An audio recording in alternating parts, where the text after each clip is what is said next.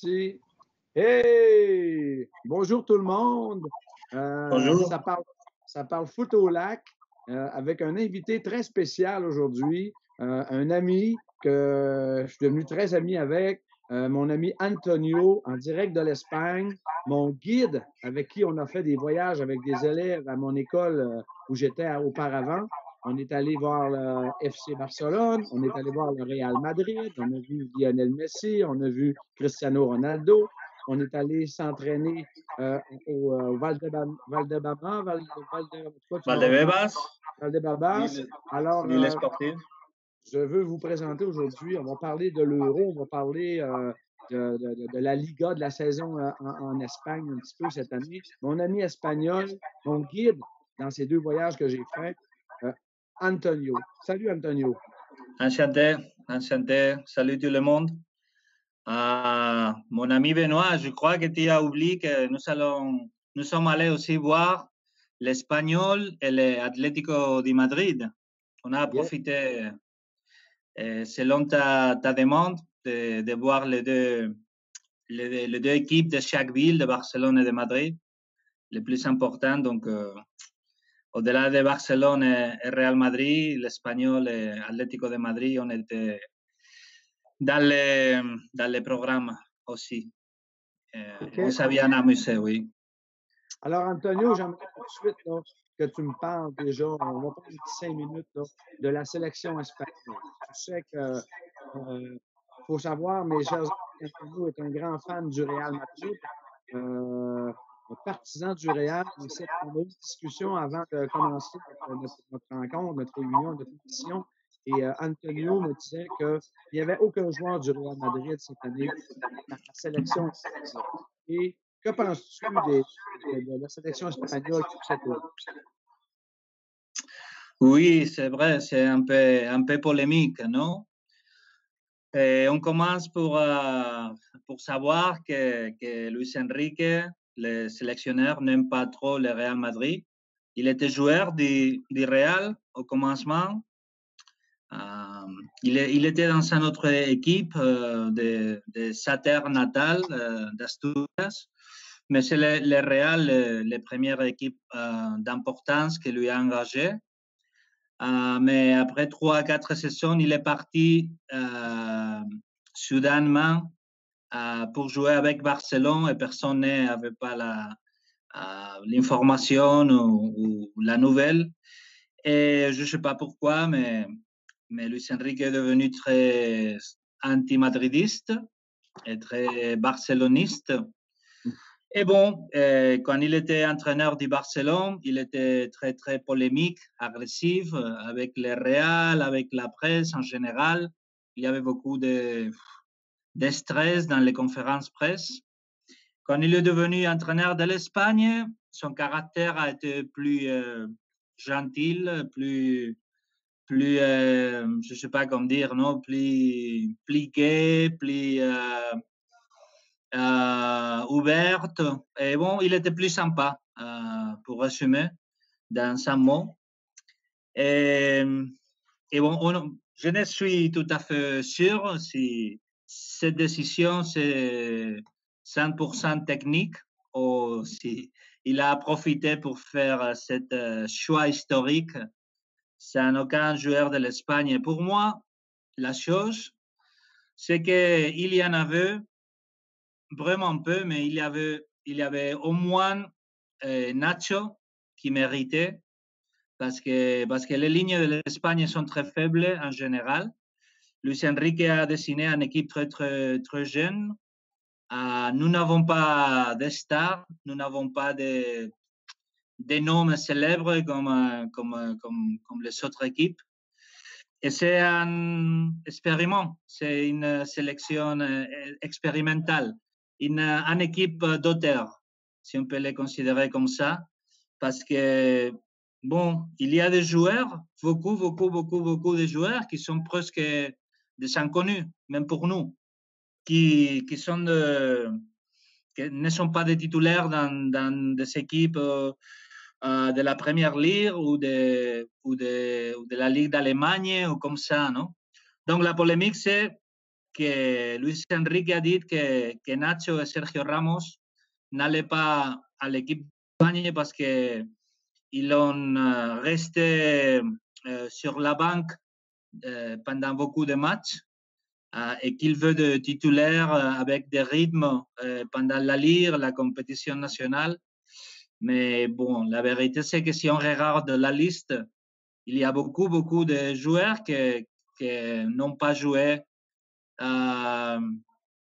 presque les minutes qu'ils demandaient pour arriver à l'équipe de l'Espagne. Par exemple, l'équipe où Luis Enrique a puisé le plus grand numéro de joueurs pour l'Espagne, c'est le Manchester City. Laporte, Eric Garcia, les défenseurs ont joué très peu pendant la saison, non? Donc, c'est pas juste. Nacho, c'est un joueur qui a commencé d'enfant dans les catégories inférieures du Real et c'est quelqu'un qui mérite toujours beaucoup de reconnaissance. Et de l'autre côté, nous avons Sergio Ramos, le capitaine du Real, le capitaine de l'équipe de l'Espagne. Il a eu quelques blessures cette saison. C'est pas habituel à sa carrière. Il a été toujours très fort, très en forme. Mais d'un jour à l'autre, Luis Enrique a pris la décision de... C'était peut-être difficile de le sélectionner, mais on sait que c'est quand même un capitaine emblématique. Hein. Moi, c'est quand même un leader. C'est un grand choix qu'il a fait là. Mais tu vas me dire aussi, je crois qu'il a Enrique n'a pris que 23 joueurs, alors qu'on a allongé la liste cette année à 26. Ça ne s'est pas rendu à 26. Oui. Il y avait de la place pour 2 ou 3 en plus. Et à la fin, pour être bref, je parlais beaucoup de ce sujet déjà. Je me trouve d'entre ceux qui nous manquent Sergio Ramos, mais aussi Thiago Aspas, Sergio Canales, d'autres joueurs avec beaucoup plus d'expérience, de minutes, que celui qu'on était à la fin choisi par Luis Enrique, non? Donc bon, on verra. On verra. Dis-moi, Antonio, quand je regarde un peu le groupe, l'Espagne est dans le groupe A, Espagne, Suède, Pologne, Slovaquie, la Pologne avec Lewandowski, la Suède, bon, on pensait peut-être que Zlatan allait faire un retour, blessé au genou, mais à 39 ans quand même, c'était pas évident. Selon toi, dans ce groupe A, tu places l'Espagne en quelle position? Je dirais que logiquement, ça devait être la première place. Oui. D'accord. Moi, je les ai placés premiers. C'est comme un euro-transition, avec les choix d'Amérique. On est en reconstruction. L'Espagne, moi, je les vois sortir en huitième de finale et là, avoir un match à la fois. Peut-être qu'on va s'arrêter en huitième ou en quart, mais en tout cas, selon le groupe qu'on peut voir, moi, je les ferais sortir du groupe aussi.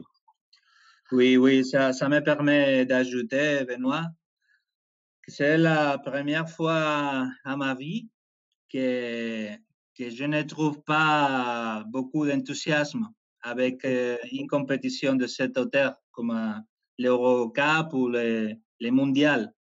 C'est comme peut-être ça marchera bien, mais c'est comme il y a un grand numéro d'Espagnols que nous ne sommes pas très attachés à ce choix de Luis Enrique. Donc, j'espère que ça va démarrer après des bons résultats, si heureusement ça arrive. Mais c'est comme il manque d'attention, il manque d'enthousiasme. Oui, okay. d'intérêt, parce que dans les entretiens que je peux écouter dans la rue, c'est comme il n'y a pas de confiance ou d'espoir ou inconsciemment, on a l'impression que cette Eurocup, l'Espagne n'arrive pas au niveau de France, Portugal, l'Allemagne, l'Italie. Donc, mes amis disent, ça va bien si on arrive à quart de finale, non? Ouais. Ça va bien. OK. Ça va être une bonne Euro si on sera en quart de finale pour l'Espagne. Écoute, Antonio, ce qu'on va faire, je vais prendre les groupes. On va prendre les groupes, les 6 groupes. Je vais te nommer les nations, les sélections, et puis tu me fais tes prédictions. Premier, deuxième, qui va sortir, et à la fin, tu me diras ton champion de l'Euro 2020. D'accord. OK, groupe A. On a vu le match Italie hier. Moi, j'ai bien aimé la sélection italienne qui a joué un bon match, belle possession de balle, belle distribution. Turquie, je m'attendais à voir la Turquie un peu plus forte. Ça m'a surpris un 3-0 parce que dans les phases de qualification, Antonio, la Turquie n'avait accordé que 3 buts dans toute la phase de qualification. Hier, 3-0. Alors, quand même, donc, Turquie, Italie, Pays de Galles, Suisse. 1, 2, 3, 4. Italie, Pays-Bas. Pays de Galles. Turquie, Italie, Pays de Galles. C'est pas Pays-Bas, c'est Pays de Galles. Excusez-moi. Oui, c'est vrai. Bay, et ses amis. Donc, Pays de Galles, deuxième. OK. Groupe B, Danemark, Finlande, le match qui a été remis aujourd'hui, le malheureux accident. Belgique, Russie. On a un Belgique-Russie tantôt, là, dans quelques minutes. Donc, Belgique première, évidemment. Et je dirais la Finlande. Ah oui, OK. Moi, je les ai mis quatrième, la Finlande. À voir. Bon, tu as des raisons, et moi aussi, je veux prendre la Finlande parce que sûrement c'est la première fois qu'ils ont réussi à arriver au premier niveau. Okay. Donc, j'espère un enthousiasme supplémentaire. On a un joueur pour la Finlande qui joue avec notre équipe ici à Montréal, le club de foot, anciennement l'Impact de Montréal, Lassi Lepalainen. Il n'était pas sur le 11 partant ce matin, mais on a un représentant, nous, ici, là, qui est là. Dans le groupe C, Antonio, Pays-Bas, Ukraine, Autriche, Macédoine. Quelle équipe? Macédoine, toute une surprise quand même. Ah oui. Pays-Bas, évidemment. Et Macédonie, je vais suivre mon parcours de donner la place à les nouveaux équipes arrivées. Macédoine. Laisse-moi dire, Benoît, pour être honnête, que je connais très bien la Finlande. C'est peut-être le pays étranger où je suis allé un plus grand numéro de fois. Et c'est très similaire au Québec, au Canada. C'est comme le hockey, c'est le grand sport d'équipe nationale. Et le soccer, le foot, c'est minoritaire, non? Donc, je sais que les gens à la Finlande sont très, très, très fiers de cet instant parce qu'ils ont pris le modèle de l'Islande qui a fait un bon image dans des compétitions auparavant, non, dernière année. Mais dis-moi, la Macédoine a battu un match en qualification de la Coupe du Monde au Qatar, l'Allemagne. Hein? On créé une surprise. On a battu l'Allemagne 2-1. Quand même toute une surprise. Écoute, Antonio, on va aller dans le groupe D. Angleterre, Croatie, Écosse, République tchèque. Moi, c'est une réplique de 2018. Angleterre-Croatie. J'étais en demi-finale. J'étais dans le stade en Russie. J'ai vu ce match-là. Un beau moment. En tout cas, qui tu vois dans les deux premiers dans ce groupe-là? Croatie première, Angleterre seconde. Même si Luka Modric, un de tes joueurs préférés, favoris, je crois que le Real est vieillissant, 35 ans, je crois. Tu penses que la Croatie peut passer en avant de l'Angleterre? C'est intéressant. Oui. Moi, je mets les Anglais gagnants de ce groupe. Alors, le groupe A, le groupe qui nous intéresse, qui t'intéresse, on va faire un tour rapide. On en a parlé beaucoup tantôt. Espagne, Suède, Pologne, Slovaquie. Alors, j'imagine que tes deux premiers. Espagne et Pologne. Ah oui, en avant de la Suède. Pologne-Suède, ça va être intéressant quand même. Oui, oui, oui, ça c'est très, très égalisé, Et le sûrement, oui. dernier groupe, Hongrie, le groupe de la mort, Portugal, France, Allemagne, les trois grands gagnants des compétitions officielles. La France 2018, le Portugal 2016, l'Allemagne 2014. Comment ça va se jouer, ce groupe-là? Ouais. Première la France, second Portugal. Je crois, je suis très surpris encore de voir Joachim Löw encore comme entraîneur. Ça me fait penser à Raymond Domenech dans le temps avec la France en 2006, après la défaite. On l'a emmené en 2008, on n'aurait jamais dû l'amener en 2010. Joachim Löw, ça me fait penser à ça. J'espère que ça va bien aller pour la sélection allemande, mais je ne suis pas certain du tout. Moi non plus. Qui tu penses qui remporte l'Euro? Alors, la finale, donne-moi la finale, les deux sélections finales et les champions. C'est évident que la France, c'est cette fois, si on regarde le nombre de joueurs et l'expérience, l'entraîneur, c'est comme, je dirais que c'est l'Eurocup de qui peut faire tomber la France, non? Parce que je ne me souviens pas d'un autre tournament où il y a une équipe si forte par rapport à les autres, non? Ouais, Jamais, je me souviens de ça, non? oui. Et avec, donc, tu mettrais la France championne? Ah oui, Contre oui. en finale? Contre qui en finale? Oui, ça dépend un peu du croisement, non? Oui, oui, c'est ça. Mais je voudrais dire la Croatie si c'est possible. Encore? Oh, ça serait tout qu'un remake, hein? Un remake, oui. Écoute, la France, Antonio, tu mets la France championne de l'Euro 2020, 2021. Ça va nous amener tout de suite à notre deuxième plan, OK? Le retour de Benzema avec la France. Ça va nous amener tranquillement vers la discussion de la Liga cette année, des autres points qu'on s'est mis un peu à parler. Benzema avec la France, qu'en penses-tu? Parce que, écoute, il a fait une grosse saison en Liga espagnole, un des meilleurs attaquants du monde encore, je crois. Que penses-tu du retour de Benzema en France? C'est une belle surprise pour tout le monde. Oui, Mérité. ouais, mérité, mérité. Tu as raison, tu as entièrement raison. Écoute, en même temps qu'on parle de Benzema, un petit résumé rapide, là, Antonio. La saison du Real 2021, vu que tu es un fan du Real, vu que c'est le club le plus titré en Ligue des Champions, moi, je suis abonné depuis 2, 3 ans, depuis mon voyage avec le Real. Tu sais que j'aime le Barça aussi, mais c'est Messi mon coup de cœur. C'est plus par rapport à Messi. Messi va changer de club et il est en fin de carrière. J'espère qu'il va connaître une belle Copa América aussi, probablement sa dernière. Mais depuis mon voyage à Madrid avec toi, je suis comme j'achète ma carte de membre à tous les ans. Alors, des petites épinglettes, un petit cadeau que le club fait. J'aime bien ce genre de petits cadeaux là, comme passionné foot. Là. Alors, que penses-tu de la saison du Real cette année? Dernière saison qu'on sait que Zinedine Zidane a quitté le club en fin de saison. On connaît l'histoire de l'Eurocoupe avec le président Pérez. Fais-moi un petit résumé de tout ça. Là.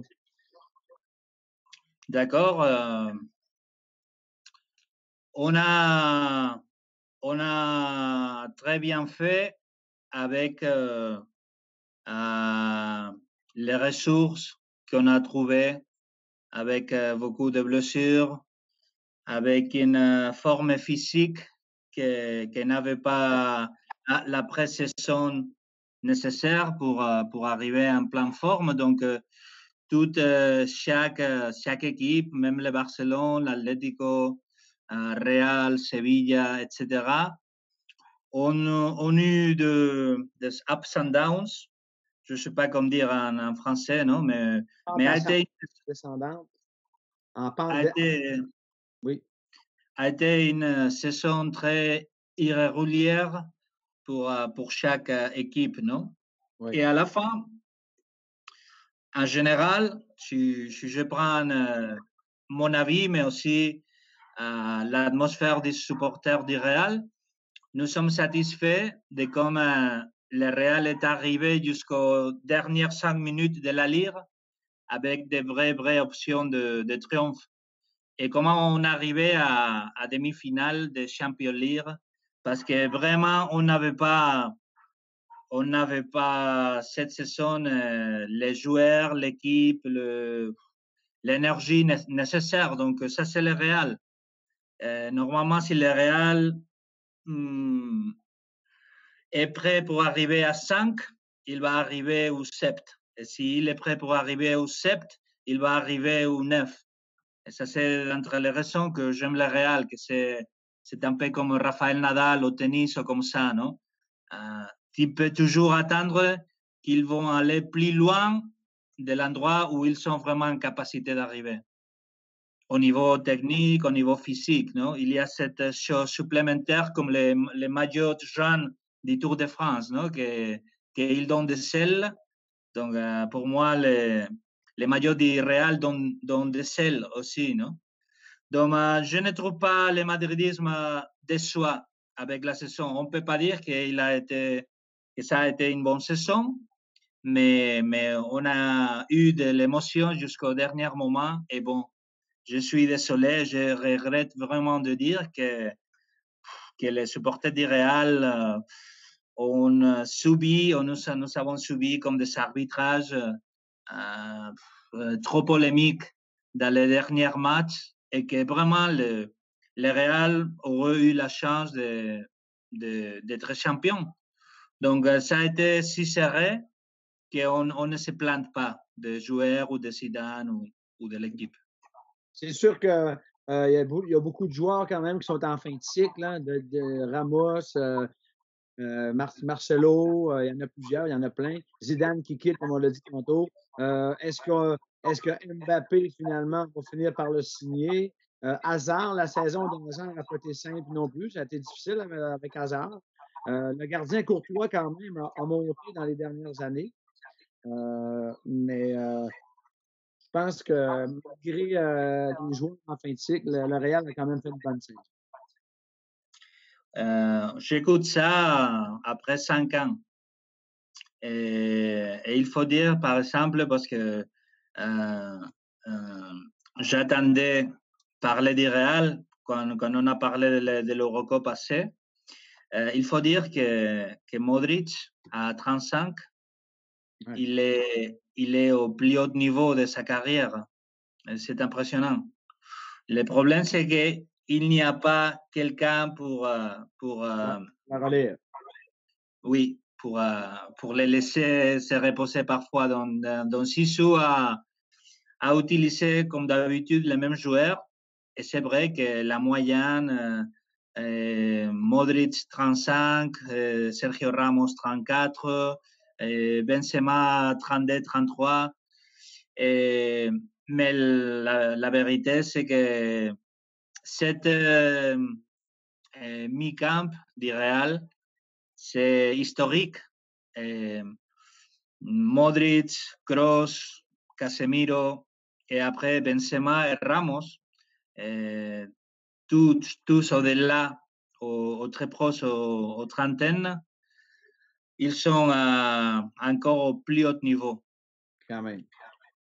Alors, écoute, Antonio, on a fait le tour du Real un peu. Je voulais juste te parler, bon, le projet de la Super League, on n'en parlera pas trop. C'est comme, c'est peut-être une refonte là, de la Ligue des Champions. Là. Il va y avoir une nouvelle structure de la Ligue des Champions là, qui va arriver en 2022 ou 2023, je crois. Là. Donc, à voir qu'est-ce qui va se passer avec ça. À voir quel joueur que le Real va signer pour la prochaine saison. Le nouvel entraîneur Ancelotti, je crois, il a déjà été là. Est-ce que c'est bien ça? Oui. OK. C'est l'entraîneur de la 10e Champions League. Okay. Le vainqueur de la 10e Champions League, celle qui a fait Sergio Ramos le but avec la tête dans les temps supplémentaires face à Atlético de Madrid. Une finale madrilène, la première finale madrilène de l'E2 qu'on a eu. Incroyable. Incroyable. Écoute, juste pour ajouter un petit point avant de terminer, ça fait un petit bout de temps que j'étais avec moi, puis je veux te laisser aussi. Quand même en Espagne, on va se préparer pour le match peut-être Belgique-Russie tout à l'heure. Je vais me connecter pour écouter ce match-là. Lionel Messi, tu sais qu'il est mon coup de cœur. Reste ou s'en va? Oui, l'image et le son se sont gelés un instant. Tu m'as demandé si je crois que Messi va rester au Barcelone, c'est ça? Oui. Oui, on a tous les indices, les indicateurs qu'il va rester, oui. Et le plus évident, c'est que le nouveau président a fait tout l'effort pour enrager le Kun Agüero, que c'est un très, très ancien ami de Messi, de sa jeunesse, de l'équipe de l'Argentine de moins de 20 ans. Donc, ce mouvement, c'est pour avoir Messi content. Et sinon, on ne l'aura pas fait, non? C'est comme, on est allé chercher Kun Agüero comme, pour substituer Suarez, qui à la fin a été le joueur plus décisif dans la victoire du championnat de l'Espagne. Et Oui, bon, ça restera comme cette drôlerie folle que Luis Suarez a été chassé du Barcelone et qui a payé la presque totalité de son salaire dans l'Atlético. Et dans l'Atlético, il a été le joueur qui a emporté la victoire de la Ligue. Quand même surprenant que Barcelone puisse faire une entente de l'emmener avec un club qui est très dangereux pour le championnat, l'Atlético, mais quand on regarde Griezmann, il a fait la même chose à l'inverse, l'Atlético via le Barça. Alors, c'est comme un deal qu'ils ont fait ensemble, on dirait. Oui, on attend encore Griezmann. C'est vrai que cette saison, il a fait quelques buts décisifs dans les Cup de l'Espagne, mais c'est un joueur presque disparu du premier niveau et du moment qu'il est arrivé au Barcelone. C'est la même chose, d'une façon différente avec Hazard que tu me demandais. On attend Hazard, il n'a pas encore arrivé. Il a signé, il s'entraîne au Real, mais il n'existait pas les dernières 2 années, notamment à cause des blessures, c'est vrai. Mais Sissou l'a donné la confiance d'être titulaire chaque fois qu'il était presque récupéré. Et on n'a rien vu encore au Real comme on a vu dans le Chelsea. Il reste à savoir Mbappé. Est-ce que ça sera cette année qu'il va faire le changement ou encore quelques années en attente? Ça va être 90%, pas cette saison, la prochaine. Parce que on sait qu'il y avait des négociations, mais à la fin, le Paris Saint-Germain a fermé la porte à la possibilité de recevoir d'argent quand il y a encore les contrats en vigueur. Et bon, ça nous montre aussi cette philosophie du nouveau football qui est en rapport avec l'Euroligue que tu me demandais. Et ce sont ce genre de clubs stats, non? C'est comme le Paris Saint-Germain, comme le Manchester City ou même le Chelsea, n'ont pas besoin d'argent. Donc, dans un club normal, on va vendre Mbappé après la fin de son contrat. Mais le Paris Saint-Germain se moque de la possibilité de rien avoir après des ans, mais de faire tout pour garder une saison de plus Mbappé. Mais on sait que vraiment il y a une sorte d'accord entre le Real et Mbappé parce que c'est la volonté, c'est le désir de... On sait que Neymar va rester, en tout cas. En tout cas, écoute, Antonio, on pourrait en parler des heures et des heures. Le foot business, on sait, on en parle tous les deux, des fois, c'est négatif pour le football, on le sait. Mais là-dessus, Antonio, je pense qu'on peut mettre un terme à notre rencontre. Je suis bien content de t'avoir eu avec moi après-midi, aujourd'hui. Et si l'Espagne, des fois, se rend très loin et fait un super parcours, on se reparlera. Avec plaisir, avec plaisir. Et on parlera, si tu veux, de cette Eurocup que, que je ne l'aime pas, mais je crois pour finir que c'est une petite guerre de la UEFA contre les clubs plus puissants de tout ça. Mais bon, les résultats étaient un peu pathétiques, comme ça s'est déroulé. Et Mais, pour revenir mais là-dessus, Antonio, les, euh, les, euh, on avait dit que les clubs allaient avoir des amendes. Il n'y a pas rien eu là-dessus, hein. non, tu sais qu'un tribunal suisse a dit que c'est pas légal de punir les Real, Barcelone et Juventus. On ne peut pas faire ça. Donc, bon, c'est une petite victoire du droit du côté de l'éclave. Je n'aime pas le format d'étude de l'Euroleague, mais je dois dire que si je pourrais choisir pour finir cette jolie entretien avec toi, que je suis un peu nostalgique avec le foot et le sport qu'il y avait quand j'étais gamin. Ça c'est très typique quand on commence à prendre des années sur le dos, mais je suis un peu fatigué de toute cette structure, par exemple, des chaînes privées de télévision et tout ça, non? C'est comme, ça coûte une fortune, au moins à l'Espagne, j'imagine qu'un peu partout, d'avoir la possibilité de suivre le sport, non? Le cyclisme, le tennis, n'importe quoi. Tu dois payer beaucoup de droits de télévision et tout ça. Et à la fin, j'aimais beaucoup les formats quand j'étais petit, de que les champions de l'Europe étaient les champions de la Ligue. Tu avais le droit de jouer le Cup d'Europe si tu étais le champion de la Ligue ou de les tournois précédents.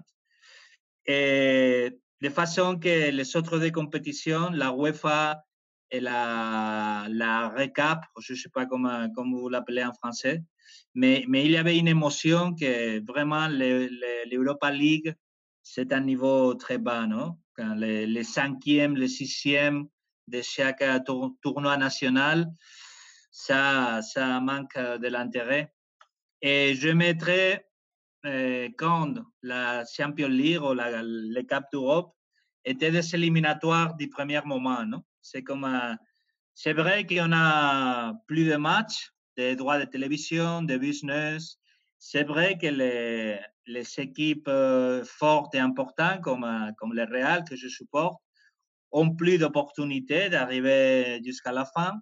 Mais ça me manque l'émotion de qu'une équipe petite avait la possibilité de faire tomber aux premières rondes, aux premières manches, de faire tomber un Bayern, un Liverpool, un Real. Ça me manque un peu, non?